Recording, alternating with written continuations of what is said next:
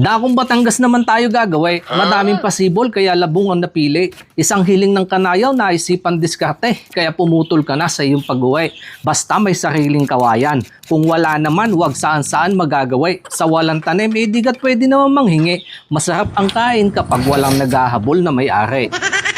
Laman ng baboy ang siyang pinagmantika ay paglabas ng katas, digat kasunod na sibuyas bawang sa aroma, patis kasama ng may gisa, mapasingaw ng bahagya. Dinukot ang pork cubes, ibinudbud dyan ng paminta. Sa kasinala, 1 kilo ng gata. Dito muna papakuluan, ikaliwang piga. Saglit na isinalang dahil labong una na napakuluan. Habang naghihintay, suso ang nilinisan.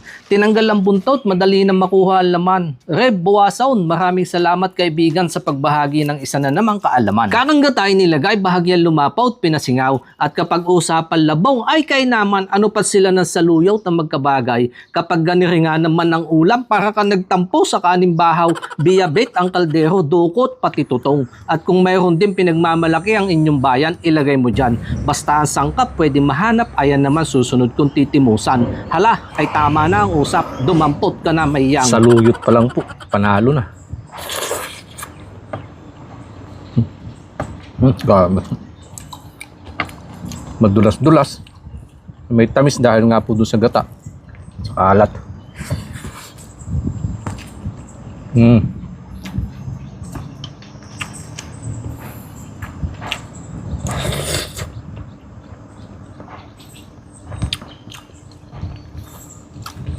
Panalo.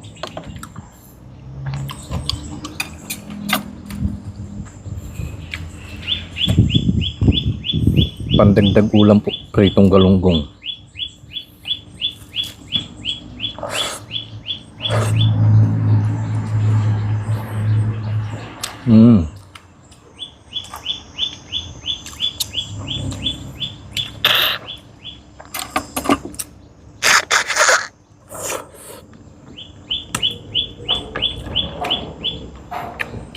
Ang sarap.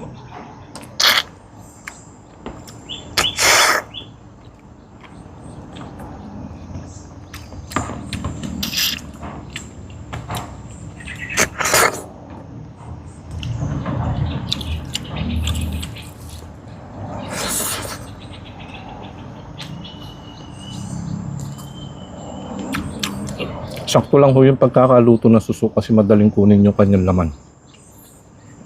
Kapag na-overcook po yan, medyo kikipis kasi.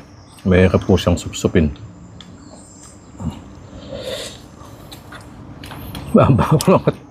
Medyo mainit po yung katas niya sa loob.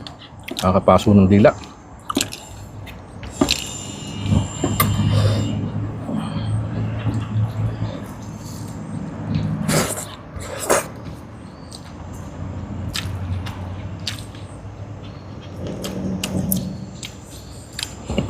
Hindi ko nilagay ng sili yan. Katulad nga po ng request. Kasi uulam din yung aking mag-iina. Kaya dito ko na lang po binawis sa usawan.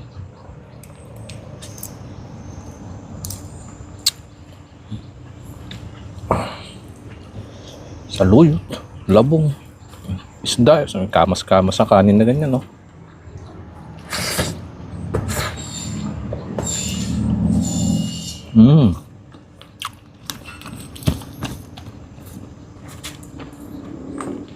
Oh, may gulay.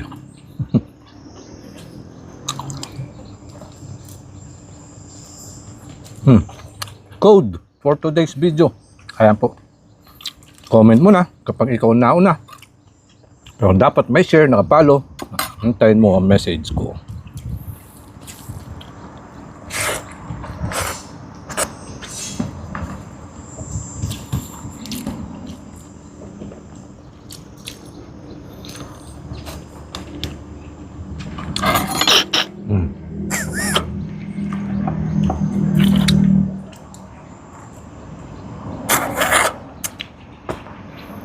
Kapag ganyan hindi ko sumama yan, handa ako dyan. Naglabas ako ng tinidor. Binaluktot ko lang yung isa.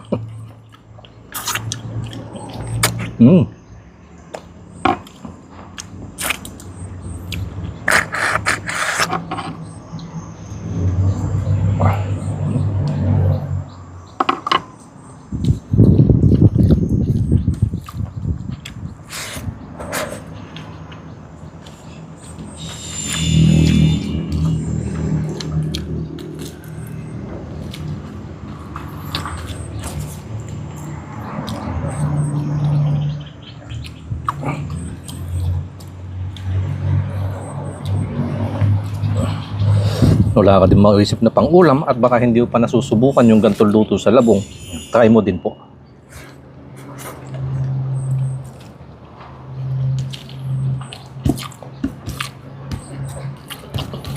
At kung meron ka ding specialty na putahe sa inyong lugar, katulad nga po ng comment nitong kanayon, nakuha ko pa, pang Batangas,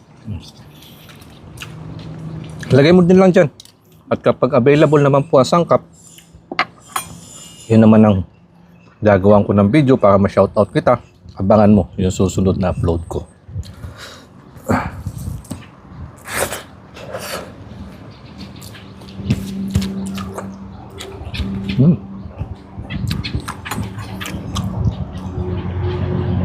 Ang sarap.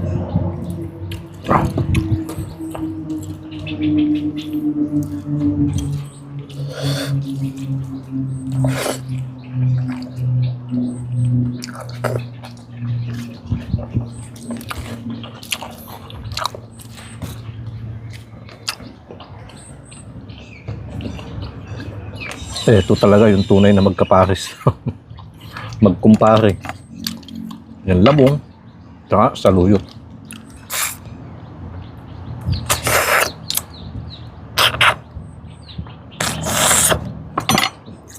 Diyan ko muna tatapusin ang video mga kanayan at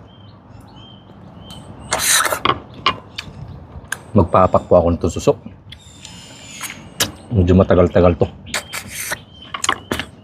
Maraming salamat po sa inyong patuloy na pagtangkilik.